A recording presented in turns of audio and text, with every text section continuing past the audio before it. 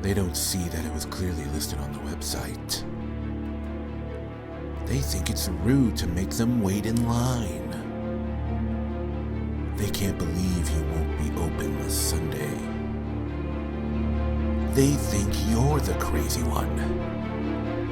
They're not normal customers, oh no. They are the Patronarchy.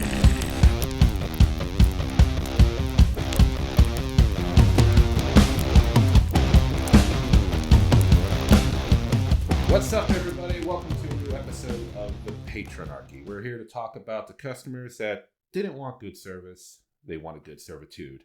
I'm your host, Vincent, here with a new guest. First episode in a long time. It's been a while. But ladies and gentlemen, may I introduce you to my friend, Laine. Hello. So first off, Laine, thank you for coming on the show. I appreciate it. Of course. It's going to be, usually we've had some good times on the show before with other people because it's just so cathartic to vent about this kind of about bad customer experiences, Mm-hmm. But before we get onto those stories, tell everybody a little bit about yourself. Sure. So I am a customer service background person. I was on a conference call this week, actually, because I still work in service. Thankfully, I love my job now. Well, okay, good. And I think that the correlation of my love for my job is the fact that I don't have direct contact with people. It's all email. I don't think that that's an accident. Like, the love is because I don't really deal with people directly. But I love my job now, and I was on a conference call, on a training call, and I realized I'd been in customer service for 18 years. Wow. And I was like, oh, I'm sorry, guys. And I just wanted to turn my camera off and lie down for a second. Because I was like, oh my God, I've been doing this since I was 18. But no, I have kind of a wide variety, I think, in service positions because I've done brick and mortar retail. I've done e-retail, and I was a bartender. And they all are very different. So I think that you relate to customers in different ways. And I've been in service that long because I went to art school like a dummy. So. Oh my God, so much of what you just said is like speaking to me because I got my first job at 18 and I'm 35 now. Mm-hmm. So I'm 17. I'm only a year behind you in terms of years of working with customers. Mm-hmm. And oh God, I've worked everything from ice cream shops to I've been in the bar scene too, but as the doorman. Mm-hmm. Movie theater, which I've mentioned before on the show, which I try to tell myself don't mention the movie theater because that's the longest job I ever had. I was there for so many years, so there's so many damn stories from that place. Oh, that's so funny. But yeah, no, that's a weird thing about customer service. Each job has its like little ways that you've got to adjust, mm-hmm. and approach customers because each business they're looking for something different. Something is more personal, something more casual stuff. Mm-hmm. But yeah, the customer service industry, no matter how you're dealing with customers, just oh my God, like eventually one of these days, to be fair, because I've stated this before on the show, is that we're talking about the stories of the bad customers. We're not generalizing customers here. No. I've said it before on the show. Every customer that comes into a business or calls into a business or what have you, sure, they deserve good customer service. But we're not talking about the people who wanted more than that. That's why I begin each show with not good service, good servitude. Oh, absolutely. I'd say, but yeah. So just want to emphasize that in case anyone's the first time, listening or watching. Which most of the episodes are up on YouTube, but I will start. This is going to be late probably by the time this episode gets up, but I am going to start uploading these episodes as like normal podcasts for anybody who just wants to listen. I'll be making posting that later as to where, but. Anyway, I think it's time to get into it. Cool. So Laine, if you will, tell us about your encounters with the Patronarchy. Okay, so I will say it's interesting because you working for e-retail and working for brick and mortar retail, the two places I worked that had in common had a certain clientele. And so brick and mortar, I worked. One of the places I worked in particular was a high-end brand here on a certain walkable shopping district that's pretty famous in Pittsburgh. Okay. That you can walk and shop. It's not a mall. Gotcha. In a neighborhood that I like to say where everything is beautiful and no one is happy. So that was like my first really like higher end job. And it was interesting because I was new to retail the first time I worked there. And what really sucked was the first time I worked there, you know, I was great at it and I had energy for it, emotional bandwidth for it. And then, you know, a few years passed, I had a couple of other jobs. And when I went back to that job, I had been a bartender before. And I don't think there's anything more difficult than being a bartender when you can tell people how horrible they are in so many words to their face. And then you have to go back to like corporate retail America where you have to be nice and pretend that people aren't assholes. Like that was really difficult. It's that little weird little bit of freedom you get, and then you switch to another job, and you just like, no, I want to keep this. I want this to be mine. And like, fucker.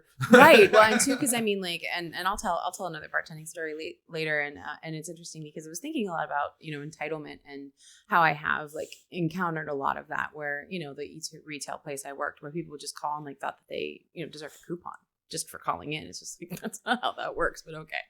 But a lot of the stories I have that are just crazy out of like people's ignorance.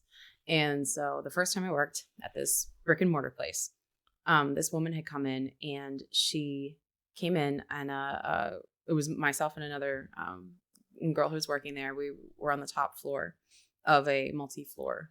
The store was 3 floors.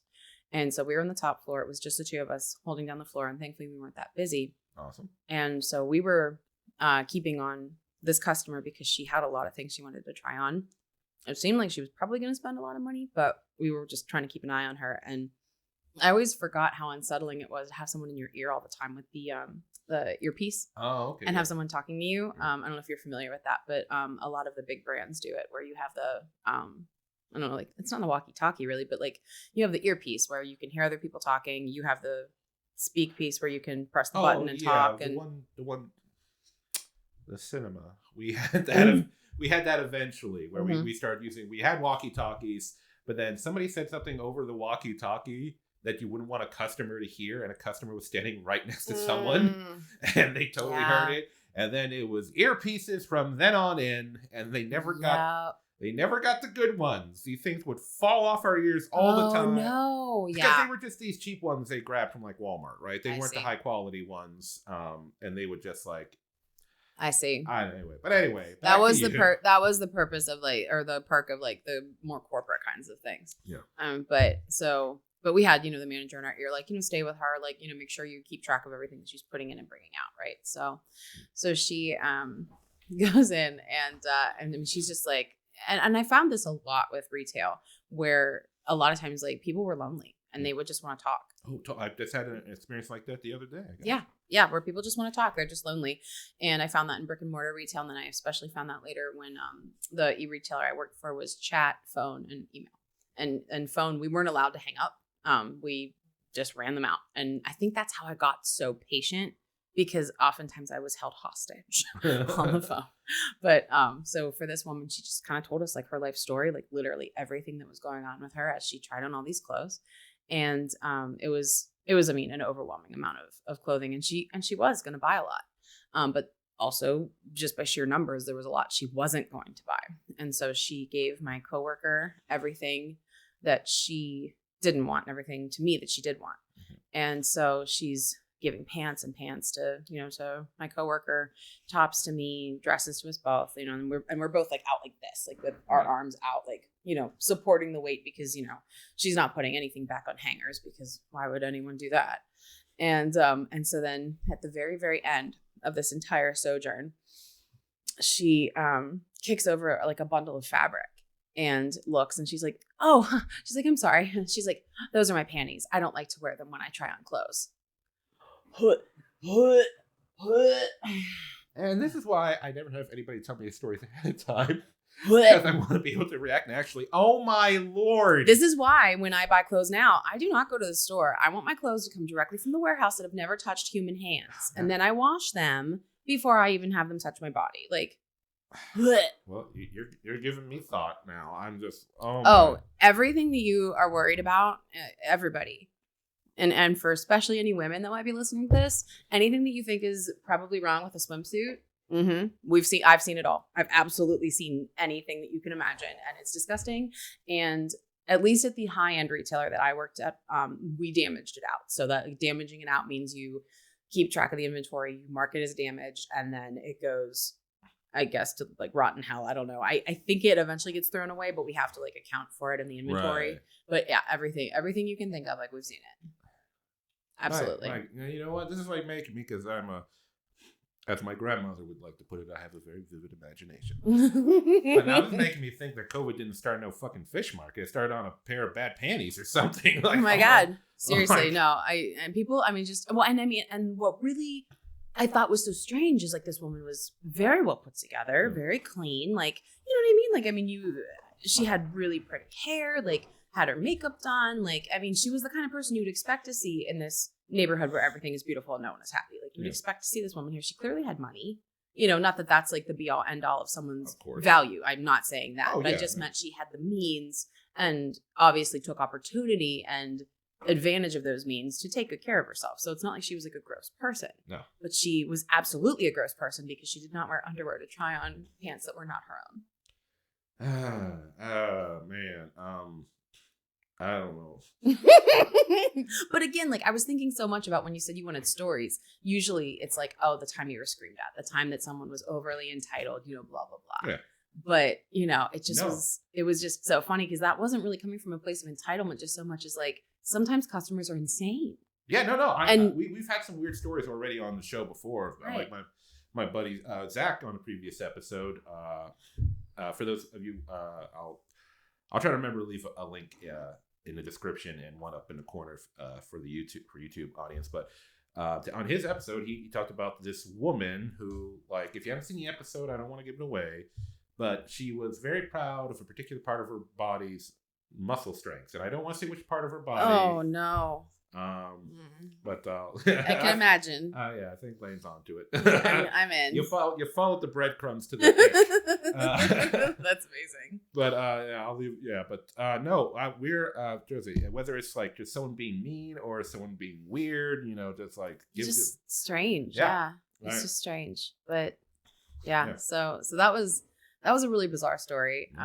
And then so. Story number 2 So right, where do you want me to go from here? So do you want like a bartending story, or do you want a time a customer actually made me cry? Ooh. I'll tell them both, but just the order. Ooh.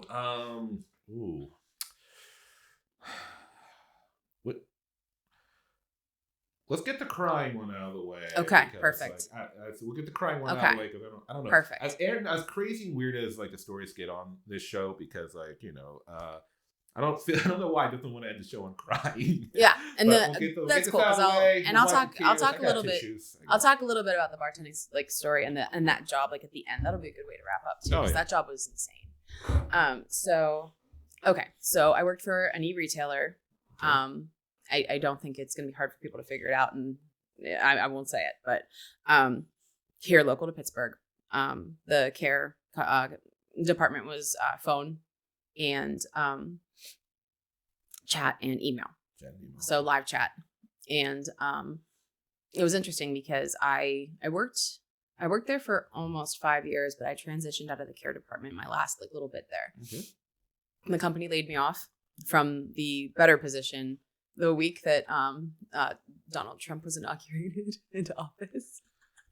Well, no matter how you feel about Donald Trump, because this isn't a political. No, and I'm just. Oh yeah, I know, but here's the thing: there's a lot of no matter how you feel about him, everybody can admit that things felt a little chaotic when he was inaugurated. Once again, no matter which side you're on, things felt chaotic, and I'm sure a lot of businesses were going like, because no one expected him to win. It was just a surprise. So everybody was shuffling like, okay, we're not going to do what we're going to do. So I'm assuming, that's unfortunate that they brought you down from the better position, but I assume there's probably plenty of people who had to deal with that crap. I know a lot of elections, there's aftermath. Well, and just with being laid off, you get, I just remember because it was the end of the month and I went on like the magical tour of like all of my doctor's appointments because I had good health insurance until the end of the month. And I just distinctly remember watching his inauguration from a doctor's office waiting room because I was like, let's see that specialist for my eyes. Let's go to the dentist one more time. Let's max out this insurance. Get it in, maybe. But anyway, so one of the things with this job was we did have one work from home day a week when that wasn't necessarily that common. So we're talking like 2014, 15, 16, that wasn't that common. I didn't know too many people who worked from home then because obviously the pandemic was ways away. Oh yeah. And I work from home now and have since 2018, but I mean, we're talking, years ago. So we'd have one work from home day a week. And when we worked on holidays, because we were open 24/7 when I started, and then that started paring back down as the company tried to cut costs. But on holidays, there were some holidays I didn't mind because it was time and a half and I like money. And so I didn't like working Thanksgiving because I like doing a whole lot of nothing on Thanksgiving. So I usually didn't do Thanksgiving, but I enjoyed doing Christmas Eve and New Year's Eve, because Christmas Eve, I could just do it in my pajamas. Usually, so we were broken up into very specific shifts, and I was 10 to 6 because I'm not a morning person. But usually I could do 10, and they'd usually let us go by like 4, even though the shift was to 6. And especially on something like New Year's Eve, nothing good happens before 6 o'clock on New Year's Eve anyway. So that was a no-brainer. But the one thing that was really tough about Christmas Eve and New Year's Eve, if you chose to work those days, and the biggest thing I learned at this job was people don't understand how ground shipping works. People think that, oh, I paid $8 for this shipping, it's going to come when I need it. Not necessarily, because with express shipping options at most retailers, that means they get it out the door the next business day. With ground shipping, they don't. The processing time that they have in the warehouse for items, it still takes that time, and then ground shipping is faster, but the processing time still kicks in, and that's what a lot of people don't understand. Oh, okay. And so plus holiday time, right? And especially, a lot of people didn't realize that we were in Pennsylvania. That's because the shipping costs, like for the business, are cheaper in Pennsylvania than other places in the United States. Because a lot of the creative in this company is out in California, and they thought about moving the warehouse out to California, but they ran the numbers and they were like, oh no, that's too expensive. And we were like, yeah. You guys have run the numbers like every 3 years for this, and I don't know why you're still surprised. Maybe it's because the company keeps getting purchased over and over again. Anyway, I digress. So that's usually the biggest sticking point, is people don't understand how ground shipping works around the holidays. And then the big problem with Christmas Eve is if it hasn't come in the mail that day, or if UPS or FedEx doesn't bring it that day, it's not coming for Christmas. So if all their deliveries come that day and it doesn't show up, people get really mad. So this one particular Christmas Eve, I was working, I remember, and I was already at my mom's house for the holiday, again, because you can work from home, so It doesn't matter from where. And we had a system where you could hook, our phones ran from the computer anyway. So I had my headset, just like I would be in the office practically. I just didn't have my second monitor. So I was on the computer on the phone, and this woman called in, and she ordered, I think like, I don't know why I remember. I think it was like pants and a top for her daughter. Okay. And a lot of people were really cool sometimes and would like really go with the punches, like especially for holiday and stuff. And sometimes people, when they didn't understand this, they'd be like, oh my gosh, I'm sorry. Like, my bad. Like, I didn't get it right, whatever, and a lot of times I'd be creative and I'd be like, listen, like, it's just about opening something, right? Yeah. So just print out a picture, and wrap it, and then they can unwrap it, and you can say, hey, like, it didn't come in time, but it's going to be here in a couple of days. Most people don't care. I mean, I don't, I've unwrapped things like that all the time, like if something didn't come in time or whatever, or you stick it in a card or whatever. Like, I've done that for a friend's birthday once. I ordered her a mushroom kit, like a mushroom growing kit. And I had it like shipped to her house, and we all went out for dinner for her birthday. And so I ordered it on Amazon, had it shipped to her house so she didn't have to like lug it around. And I put a picture of it in her birthday card that I brought to the dinner, so I didn't have to like lug around a mushroom kit. You know what I mean? Like, it felt like a boss move. I'm not gonna lie. So but this woman was furious, and honestly, it was her own fault because she ordered it with ground, and you have to be nice about this stuff. But like I said, well, ma'am, I'm sorry. Like, you didn't. I forget how I put it, but you can't say like you didn't order fast enough shipping, because that's too confrontational. And she just was so furious. And one of the nice things though at this job, there was a lot of nice things. I mean, the people weren't, but I met so many amazing people. I have friends from this job like that I still have now, all these years later. I was laid off 5 years ago, and I still talk to some of these people every day that I made friends with at this job. That's always nice. Right. So, but the, another thing that was nice though is that we had permission really to do almost anything to make these people happy. Now, there were a few things we didn't have control over. Like, we literally couldn't like pull something from the warehouse and give it to them ourselves, or like, I mean, we had no control over the mail service, but if someone was really upset, like, we could spend money to make them happy. And a lot of jobs aren't like that. Like, a lot of times when people are mad, like you have to keep telling them no. And I feel like that's like a real sticking point with customer service, where you have like the business against you and the customer's angry and you can't do the thing that makes them happy because the company won't let you. This job wasn't like that. We were pretty much allowed to do almost anything to make them happy. Oh, okay, cool. Within reason, but two, one of the things that this job really was emphasized, and even in like the interview process, was like, your manager's not on the floor and you have an angry customer. What do you do? And you had to come up and think of things, because that often was the case. Like, management would be in meetings. You had an angry customer. You better figure it out. And that taught me so much.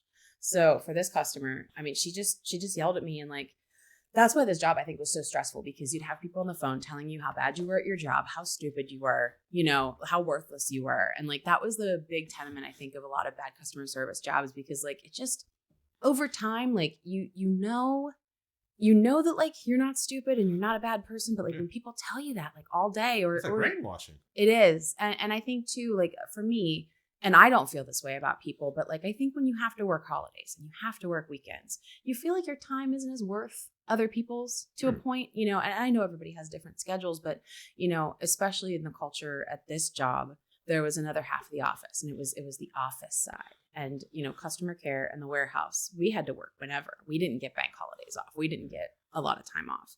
And there was a culture there where it was like our time didn't matter as much. Mm-hmm. So this lady's screaming at me, yelling at me. And so I get through the entire interaction. I end up giving her a gift certificate for the value of her order, and I don't remember why, but I remember specifically it was $38. I don't know why. I even refunded her for the $8 shipping, even though her order was going to come when it was supposed to come. And I gave her a full refund in the form of a gift certificate so she could give something to her daughter on Christmas. Because she was like, I don't have anything else for my dad. I was like, yes, you do. Give me a break. Of course you do. And so, again, I think it's like 3 p.m. on Christmas Eve.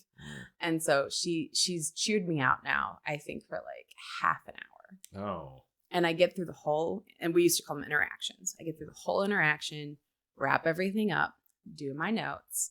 And, we've hung up the phone and I burst into tears. It was just so stressful, like you just, because you have to keep your cool that whole time. Right. And I did it fine, and everything. And I will never forget. My mom poured a shot of spiced rum, and I'm still looking at my computer, just tears running down my face. Out of the corner of my eye, I just see like the shot glass.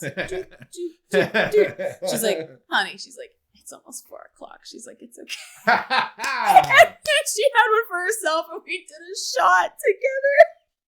It was amazing. That is awesome. It was my favorite. Oh my God, that's great. And then she's like, so what else do you want? You want a glass of wine? She's like, you want something else? And she made me another drink for the rest of my shift. And I think they did let us go at like 4 or whatever. But that's great. Oh my God. Because my mom felt so bad because like there was nothing she could do, but she could hear, she could hear me pacifying this woman who, again, it was her fault. She did it incorrectly, but she still wanted me to fix it, Right. So that is an entitlement story for sure. And that's like the biggest thing, like the biggest like nuts and bolts thing I've learned. Like people don't understand how shipping works. And that's something about myself that I learned, because if I order something, even I don't want to pay shipping. Like I'll be like, ew, like $14 for shipping? Are you kidding? And then I'm like, no, idiot, pony up and pay the shipping if you want it to come in time, or order it enough in advance that you don't care when it comes because you don't need it yet. That's what I try to do. If I try to order stuff ahead of time, because I don't really understand shipping, which is one of the reasons why I love the tracking number feature that's that we have now in contemporary times. Mm-hmm. It's very helpful. But oh my God, it's just like I said, it's like brainwashing almost if you're beaten down enough by customers, you start to believe the crap, because like eventually it's not just them saying it, it's you saying it to yourself in your head. I've been in those kind of jobs where it's just like, then the manager doesn't have your back, or they keep working with that one other coworker and they're not helping the situation, and you got to take the brunt of everything. And it is harsh. I'm glad your mom gave you a shot at the end. That is a nice little ending to that story. Isn't that hilarious? Like, because I mean, I didn't say anything. Like I was still just sitting there crying. Yeah. doing But my your mom notes. just knew what. She's your mom. She knows what you need. She did. And Yeah. it was just amazing. And, you know, and it's funny that you say that, you know, with coworkers, because that was the one area I was really blessed in that job, because there were times when I didn't want to go in, but I would do things for my coworkers that I wasn't doing for anybody else, because I'd go in and be like, no, the team needs me, or like, I'll do this for them, you know, because I wanted to show up for my coworkers. And I think for me too, like the pace of the interactions, you had to take like 8 an hour. That was our SLAs, I think, at the time. And that was if you were on chats or on phone calls. There was one point, so there's a system called live chat that a lot of companies use, and that's what we used. And there's a lot of little tricks to live chat that if you've used it, if you're on chat with somebody, the other person can see what you're typing even before you hit enter. Right. It's to give us a minute to see what you need so we can look it up ahead of time. Nice. And what happened was they tried to switch us. So we have 3 chats at a time, and I'd bet money that every other company has at least that many. They tried to switch us to 4 at a time. I don't know what the difference between 3 and 4 is, but 4 is like impossible to give people that much help. Like, and I was usually so good at it, but I remember what would happen is like, so if someone would stop talking to me, if they like let their window go idle, because I mean, I'm guilty of this too. Sometimes like I'll chat in for help, and then if I'm doing something else on the computer, like I literally forget what I'm doing, and I'll walk away from the chat. When they go idle and then they come back, they come active again, but you've in the meantime gotten more chats, so you could literally have 5 or 6 people at one time that you're trying to help, and the quality of service just goes. Oh yeah. And then if you have like, for me, I had people that I was helping with the same first initial. And so I'd be like giving like Lisa Lauren's information. And I never did that. Like I was really fastidious and usually very good at my job. I couldn't do that. I'd be fucking up all the time. Yeah, it was real bad. And so I remember one time one woman called me out on how bad the service was. And I was like, I absolutely agree. I'm trying to help 6 people at one time, and this is not awesome. And she was like, wait, she's like, you're helping 6 people at one time? Yep. And then she was like, oh, poor baby. I was like, this is how this works. She's like, why are you helping 6 people? I was like, this system is not great. Oh my God. So yeah. They split you up more than Voldemort split his ass up. Well, and right. Sometimes I felt like a walking Horcrux at that job. But no, but so they did go back to 3 at a time one after a while, because just, I mean, the stress levels, my body was pumping so much cortisol all the time. Like I could feel it. Like all I wanted to do after work was just lie down and eat carbs. Like I could just tell my stress levels were out of control. Oh man. Yeah. After I left that department, I like immediately lost 20 pounds because I wasn't so stressed out all the time. I mean, also there were potlucks all the time in my department. Everyone was a really good cook. It was really good. But yeah, man. So, and like I said, I made friends that I think I'll probably have like for the rest of my life at that job, but I don't miss the stress because I do support now, not for brick and mortar. It's for a non-tangible entity. I work for an app now, and I love my job because it's just email. It's not live interactions. Oh, I think that makes such a big difference. Oh, I'm sure. Yeah. Yeah. I mean, I would never, and this is not me like crapping on, I could never do that kind of job. I've had friends. My friend Jess, she's done the whole like, chat and phone and email thing at the company she worked at a few years ago. Mm-hmm. I could never do that stuff. If it involved me having to sit down at a desk on a computer and I got to do like file work and stuff and talk to people at the same time, I can't do that. And that's just me. That's just me. And that's me knowing myself. Mm-hmm. Like my fiance, she's an auditor at her current job. Oh, okay. And she does all kinds of office work, like I can't do that. You put a bunch of like papers in front of me and stuff. I'm like, it might as well be quantum physics. I can't do that stuff. Mm-hmm. So I always respect anybody who can do office work, especially if you've got like talking to 3 alone would just be like scare me. I'd probably have a panic attack. I gotta help 3 people at the same time. Don't do that to and me. It does seem scary, but what's interesting is usually people need different things, which makes it interesting. Mm. And what I realized at that job that I didn't know about myself is how much I like problem solving. Because there's usually something wrong with an order and you have to figure out what it is. And I didn't realize how satisfying that was. And I got to the point where in our back end of the system, I could look at an order in the back end of the system. I could just look at it and I'd know exactly what was wrong. I could look at a tracking number and I'd know what carrier it was just by looking. I can still do it. I can look at a tracking number and I can tell you if it's UPS. I can tell you if it's FedEx. I can even tell you if, because oftentimes FedEx and the USPS system, they partner. Yeah. And FedEx starts it and the mail service finishes it. I can look at those numbers and I can tell you that too. I can even look at tracking information, and if it looks real messed up, I can tell you why. Like, I know more about shipping than I ever thought I would.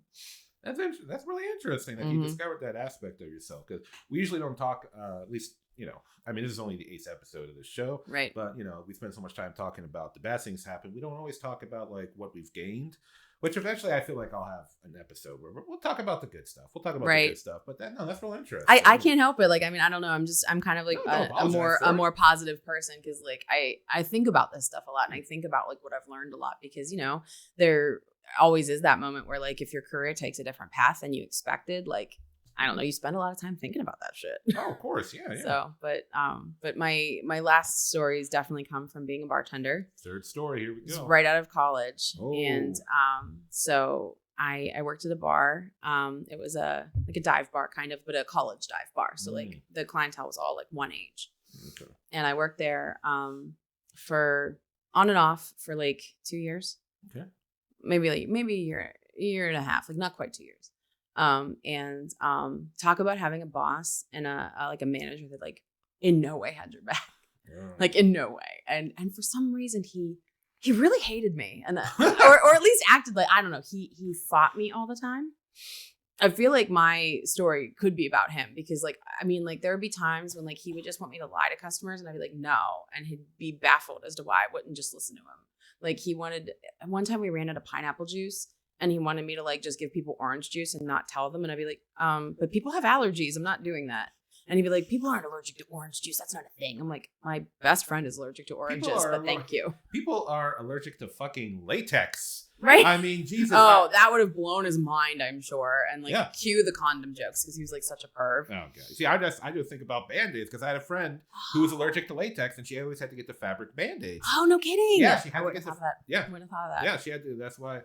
But yeah, I'm just saying. So like, it is insane the amount of things that you can be allergic to. So, and I'm not saying I'm an expert on allergies, but even I know like the variety of things is immense. So, But anyway, go ahead. So the customer.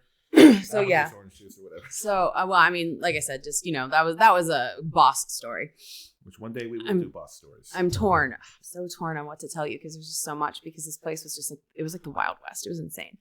I will say one of the things that really stuck with me was a game that the patrons used to play that I hated, because the bartenders always lost no matter who won. And so it was a college bar, and they rarely tipped because they were always broke. Like college kids are always broke. And I always said you could either be nice or tip. You didn't have to do both, but if you didn't do either, I would never serve you. That's a nice policy. And so there was one guy who bragged that he never tipped, and we still served him. He bragged about not tipping? Oh, he bragged. He was like, I never tip, and they still always serve me. And so Reservoir Dogs. Right? And so I blacklisted him for like 3 weeks. I told all the other bartenders, I said, don't serve him. I said, don't do it. And we blacklisted him for like 3 weeks. Wow. I'd look at him and then look behind him and get the order behind him. Like I fucked with him for 3 weeks just to humble him. And again, it's hard to have a job where you have that petty power and you can be a total dick, and then go back to regular retail where you have to follow like a company line of a big corporation and like be nice and play nice. And then people are just in your face. Like, cause too, for me, like I got a lot of fat phobia comments. Like when I worked at a certain retailer, they'd be like, oh, can you wear the clothes here? Yeah, bitch, I can wear the clothes here. Like they go up to size 14. Like, fuck you. That I got a lot of that. I don't get people who make those kind of comments. Like, Oh, I had a woman once give me a dissertation on her granddaughter's thighs because she was a gymnast. She was like, they're almost as big as yours, but definitely not as big as yours. Okay, can we move on because it's Black Friday and I have way better things to do than talk about my thighs? I got a lot of that, especially at this, higher end place in a certain neighborhood we all know and love. But they'd be like, well, what do you wear here? Don't they make you wear the clothes? I'm like, well, yeah, this is a skirt from here. Oh, and it fits? Like, yeah, it sure does. Seriously. No, I mean, that was most of what I got from there. But I mean, when you're plus size, like you just roll with it. It's fine. And like, I don't know, when you're a 14, nothing fits, like, because plus size clothes don't fit you, and regular size, it's fine. It's fine. But anyway, so at this particular instance, when people are just assholes to your face, like, and you can tell them that they're assholes, it's intoxicating. It just feels so good. So I blacklisted him for not tipping, but these guys would always be so broke. They do anything for a couple extra bucks. So there was a group of guys that came in, and I was always just fond of these three guys that would come in. Okay. And they were funny, and they tipped well, and a couple of the guys would tell me some funny stories, or sometimes really messed up stories, but they came in, and they're usually pretty well behaved, but they played this game that made me nuts. So in the bar I worked, there wasn't a urinal for the men, and there wasn't toilet paper in the men's bathroom. It was just a trough. So if you had to take a dump, you had to go across the street or to another bar if you were a guy. All right. And so there was just a trough, and what they would do is they would put a $1 bill in the trough, and they'd all take turns trying to piss on it. And then, sure enough, somebody eventually would try to go into the trough and get the $1 and try to pay with it. And this, boys and girls, is why there's a compound called AIDS Killer that you put things in a bar. Because and it was always the same guys that would do it, and then the same guy would bring the $1 to the bar, and if it looked soggy, I'd be like, no. I'd be like, get that shit out of my face. You're not paying with that. I'd be like, fuck off. I'd be like, fuck off with that shit. I'd be like, get out of here. Get out of here. I will kill you. Like, get out of my face with that shit. Yeah, I would never, just for the hygiene aspect of it, I would never do that with money.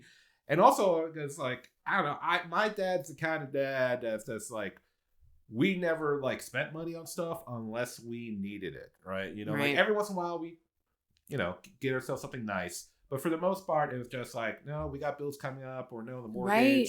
Or no. My parents were very practical too. Yeah. The only thing we would maybe be like, this is before the recession hit a while back. We'd go out to eat a lot, but that was just the nature of our family. We would sure. we'd go out to eat, no high-end places, but we would never spend money what's that term? Spendthrift? Is that the word? I don't know. I think I almost know what you're talking about. But yeah.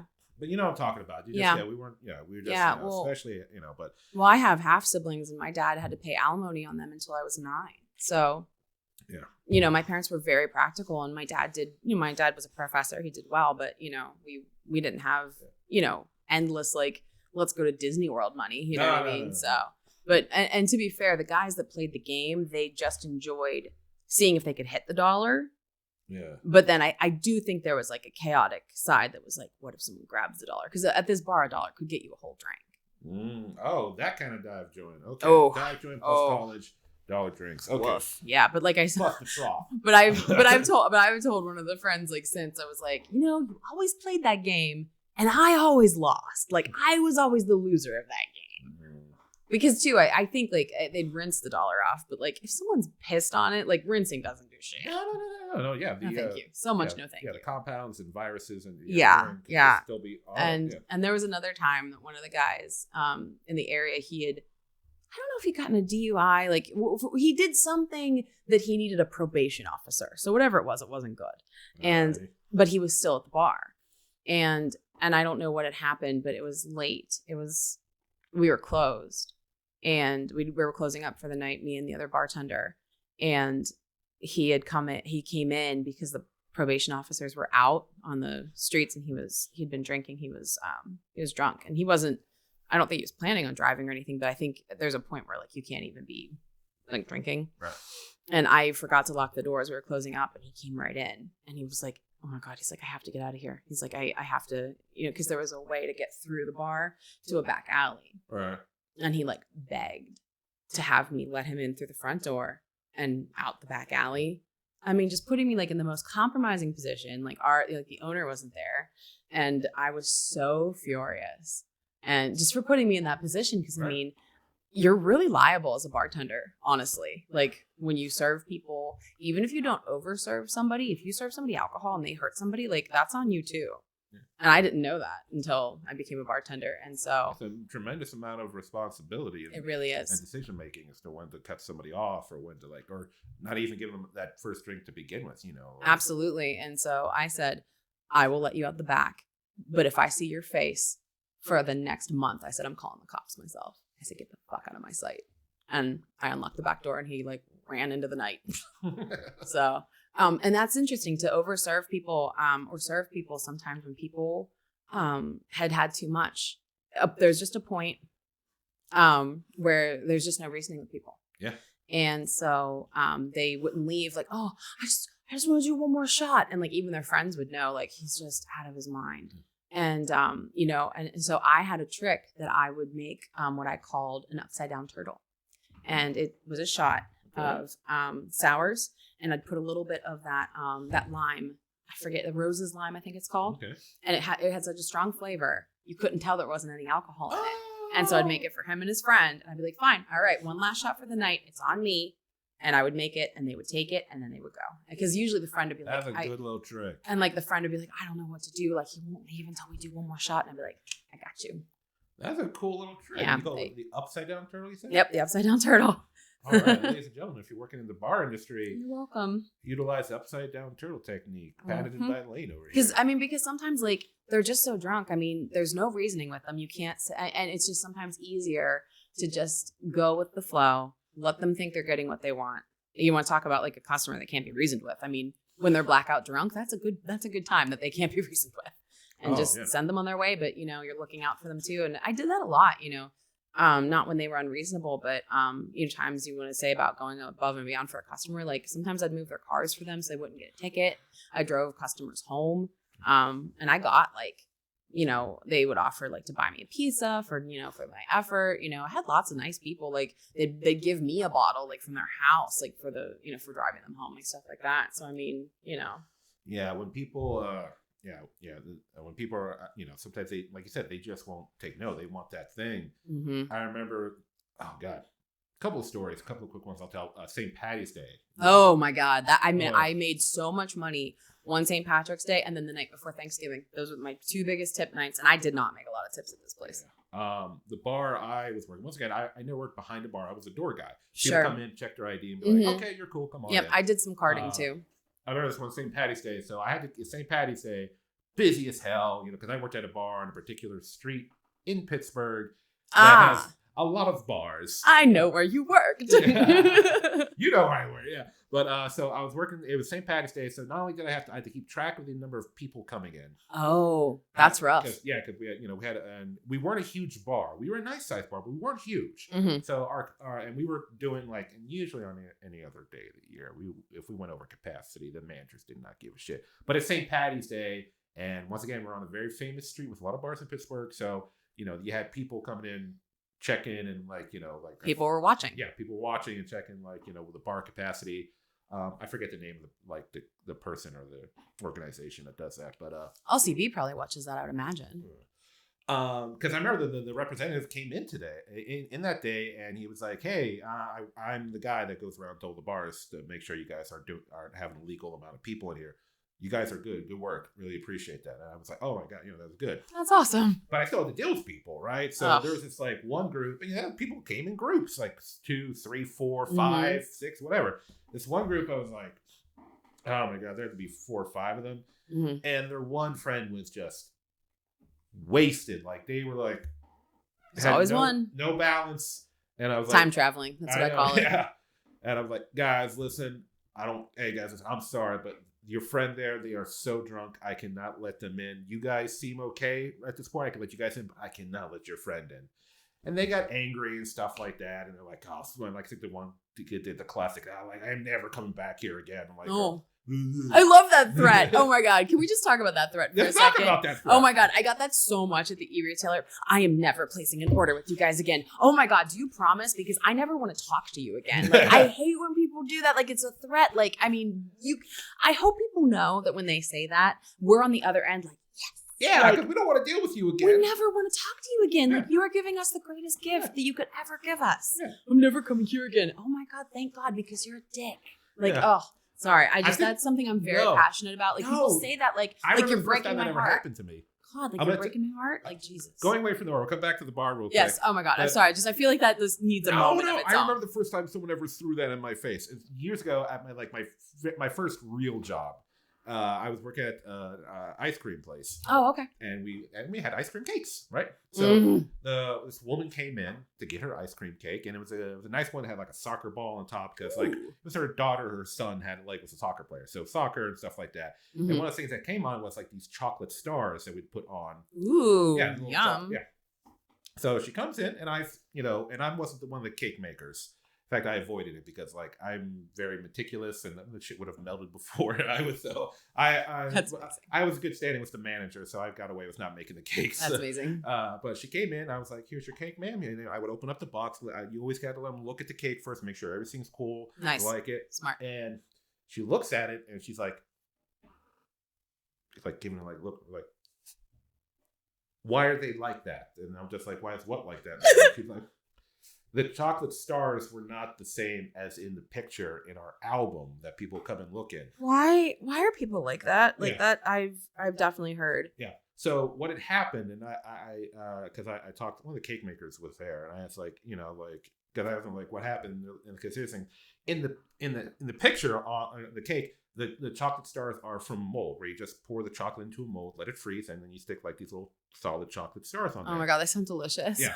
But unfortunately, the mold we had, like we'd had the cake on the menu for like years. The mold we had was like messed up and broken, and you couldn't use it anymore. So they like handmade like chocolate stars. That's so them. Nice. Yeah, but she didn't want handmade chocolate stars. She wanted the molded chocolate stars. So I had to explain to her. I was like, "Ma'am, like we don't. I'm sorry, but the mold for them, went bad a long time ago. We didn't have that." She's like, "Well, I should have been. You should have called me. I should have been notified." And they're like all that crap, and just like, can you imagine? Yeah. And I'm just like, because everything else about the cake is, I know she actually complained that it's because we still had the mold for the soccer ball. The soccer ball is just made of icing. Sure. So we had that on there, but it's like, I guess it added a little more extra icing on the sides of the cake because the soccer ball did not go right to the edge of the cake. And I'm talking like, it was like a quarter of an inch from the edge of the cake. But it was still centered. It still looked nice. So she's complaining. And eventually I'm just like, I'm like, okay, I gotta make her happy. So the cake's gonna melt by the time she's done bitching. I know. So I gave her like a nice discount. I think the cake was like $27. Yeah, it's about $26. That is cheap. And I shaved it down to like a solid 20, just a flat 20.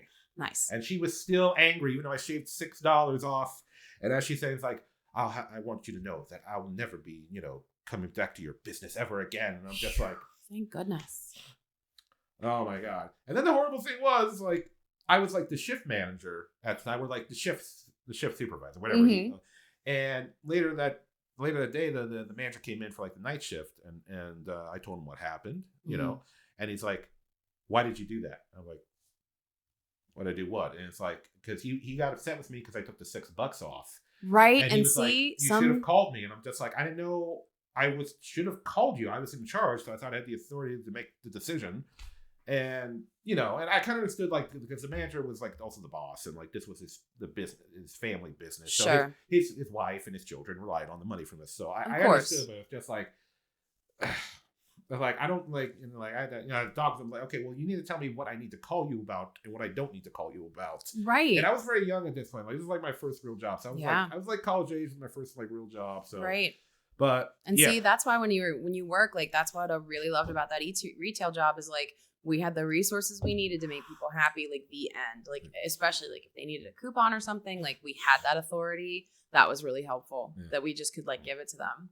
But what happened with drunk guy at the bar? Oh, well, drunk never coming back. Yeah. So the group, they walked off, right? Because it's once again, it's St. Patty's Day. Mm-hmm. They had other bars to choose from. Yeah. Oh, there's plenty of bars in that area.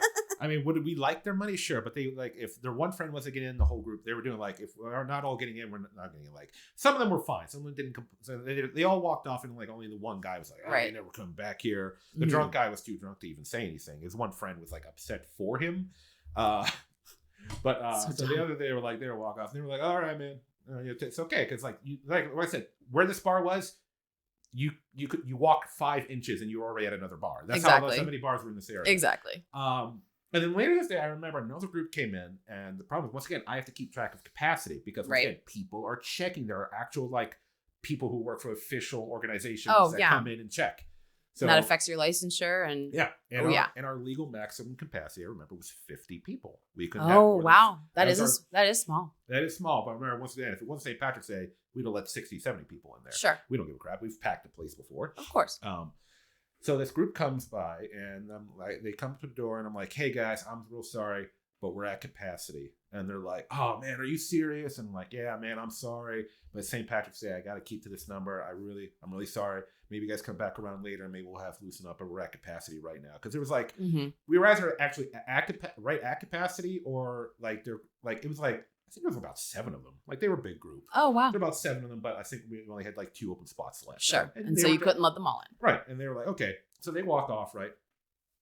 And I think it was like a minute later, this one girl in the group comes back. And she comes back and it's like her like hands on her hips. And she's like, are you telling me there's 25 people in there? And I'm like, no, there's 50 people in there. And the thing is, I never told them the number. I never told them what our capacity was. Amazing. So she just came back and pulled 25 out of her ass. I'm just like, what? And she's like, no, there's 50 people in there. And she's like, and then she walked off. And I'm just like, what happened? I didn't give you any data. Like, what's going on? I love that you wanted to like follow up on my numbers. Yeah. Thank you so much. Yeah. Like maybe she was like undercover checker. Like she was a secondary checker or something. And she was like messing with me or something. I don't know. But deep cover though, because I can only imagine how she was dressed on that street. She was just dressed like a college age, like early mid 20s, some woman greened out. Amazing. It was like amazing. Oh man, but bar life. Like once again, like I was just a doorman, and like I simply worked at a bar that didn't get real crazy because I've like there are other bars that like if someone asked me to, I'm like, no, I'm not gonna work there, man. You guys are packed all the time. I can't deal with your crap.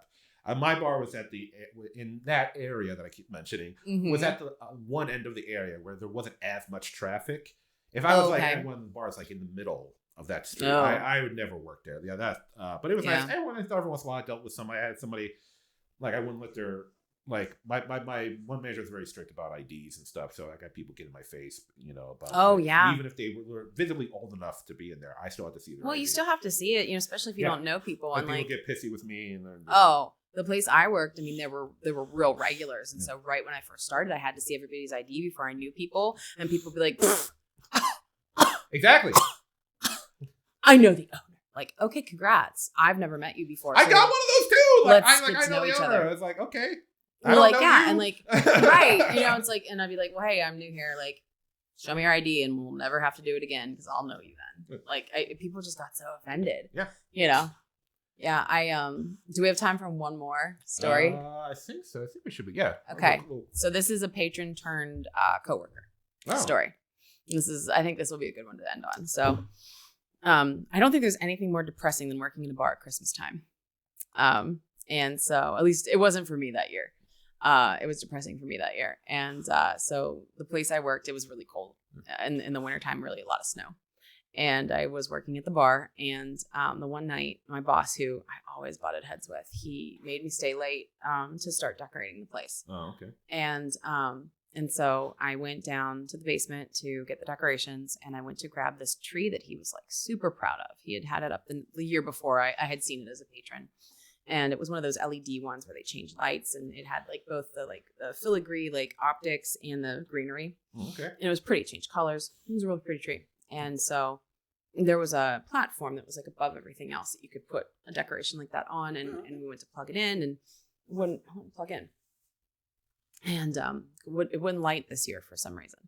And so, bartending, last call, and then by the time you close, everything, when we're fiddling around with this tree, I mean, we fiddled around with it for like an hour. So it was like 3:30. And I was like, finally, I was like, boss, I didn't call him boss. I called him his name. I would never call him boss. But I said, listen, I'm exhausted. I said, can we just pick this up tomorrow? I said, like, I don't know why it's not lighting, because we changed a few things. Like, we tried to figure out, like, if it was the plug or whatever, it just wouldn't light. And I was like, can I please go home? I said, I don't. And I was like, this is supposed to be, I don't give a shit. I couldn't give less of a shit. I just don't want to do this anymore. And so a baby poop at most, but not an adult shit. Oh, I didn't even give a fart. Like I hated him. I didn't care anything that he cared about. And so it just turned out like he just lost his patience and he just bought a new tree. And so I was talking to one of the guys, and he had been a patron and he had just been hired on. Okay. And I guess what had happened, we were talking about things, and I was like, I don't know what's going on with the tree. I was so pissed. I was like, so-and-so, and I tried to get it to light forever. I was like, there's just something wrong with it. I guess he just bought a new one because the other one must just be busted. Mm-hmm.